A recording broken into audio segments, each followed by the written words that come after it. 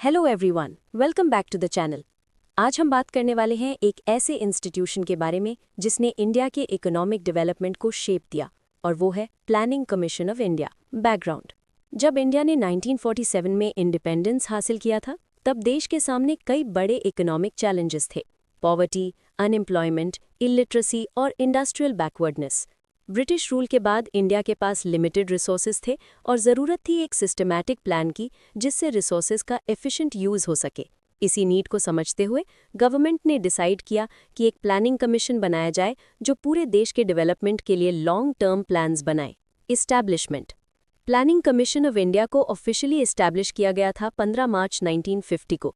ये एक non constitutional और नॉन स्टैट्यूटरी बॉडी थी, मतलब ये कॉन्स्टिट्यूशन के अंडर नहीं थी और किसी लॉ से नहीं बनी थी, बल्कि एक एग्जीक्यूटिव रेजोल्यूशन के थ्रू इस्टेब्लिश की गई थी। लीडरशिप: प्लानिंग कमीशन का चेयरमैन हमेशा प्राइम मिनिस्टर ऑफ इंडिया होता था और पहले चेयरमैन थे पंडित जवाहरलाल नेहरू। एक और पोस्ट होती थी डेप्यूटी चेयरमैन, जो day to day functioning handle करता था। डेप्यूटी चेयरमैन कैबिनेट मिनिस्टर के इक्वल स्टेटस रखता था। मेन ऑब्जेक्टिव्स: प्लानिंग कमीशन का मेन एम था इंडिया के रिसोर्सेज का असेसमेंट करना, उन रिसोर्सेज का बेस्ट यूटिलाइजेशन प्लान बनाना, 5 ईयर प्लान्स डिज़ाइन करना और बैलेंस्ड रीजनल डेवलपमेंट इंश्योर करना, मतलब हर स्टेट और सेक्टर का ग्रोथ हो। सिंपल वर्ड्स में, प्लानिंग कमीशन डिसाइड करती थी इंडिया का डेवलपमेंट रोड मैप हर 5 साल के लिए। मेजर फंक्शंस: प्लानिंग कमीशन के कुछ मेजर फंक्शंस थे: 5 ईयर प्लान्स बनाना जिसमें गोल्स और प्रायोरिटीज़ डिसाइड होती थी, नेशनल इनकम, एम्प्लॉयमेंट और इन्वेस्टमेंट टारगेट सेट करना, सेंट्रल और स्टेट गवर्नमेंट्स के डेवलपमेंट प्रोग्राम्स कोऑर्डिनेट करना, फाइनेंशियल एलोकेशन डिसाइड करना, किस स्कीम या स्टेट को कितना फंड मिलेगा, पॉलिसीज़ और रिफॉर्म्स रेकमेंड करना जिससे इकोनॉमिक ग्रोथ एक्सेलरेट हो। 5 year plans: example, first 5 year plan 1951 to 56, focus agriculture और इरिगेशन, क्योंकि उस टाइम फूड शॉर्टेज था। Second plan 1956 to 61, focus industrialisation, inspired by P.C. Mahalanobis model.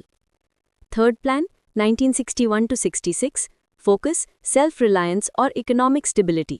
ऐसे ही टोटल 12 5-year plans बने 1951 से 2017 तक। Achievements: इंडिया ने एक प्लान्ड इकोनॉमी का मॉडल अडॉप्ट किया, इंडस्ट्रियल और एग्रीकल्चरल ग्रोथ हुई, पॉवर्टी रिडक्शन और एम्प्लॉयमेंट जनरेशन के एफर्ट्स बढ़े, इंफ्रास्ट्रक्चर जैसे रोड्स, पावर और इरिगेशन में इन्वेस्टमेंट हुआ।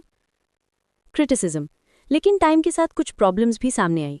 प्लानिंग कमीशन ज़्यादा सेंट्रलाइज्ड हो गया था, स्टेट्स का पार्टिसिपेशन कम था, एग्जीक्यूशन वीक था, प्लान्स पेपर पे अच्छे थे पर ग्राउंड लेवल पर रिजल्ट स्लो थे, ब्यूरोक्रेसी और फंड डिलेज कॉमन बने। रिप्लेसमेंट बाय नीति आयोग: 2014 के बाद गवर्नमेंट ने डिसाइड किया कि प्लानिंग कमीशन को रिप्लेस किया जाए और एक नई इंस्टीट्यूशन बनाई जाए जो कोऑपरेटिव फेडरलिज्म पे फोकस करे। इसलिए 1 जनवरी 2015 को बनी नीति आयोग, यानी national institution for transforming India.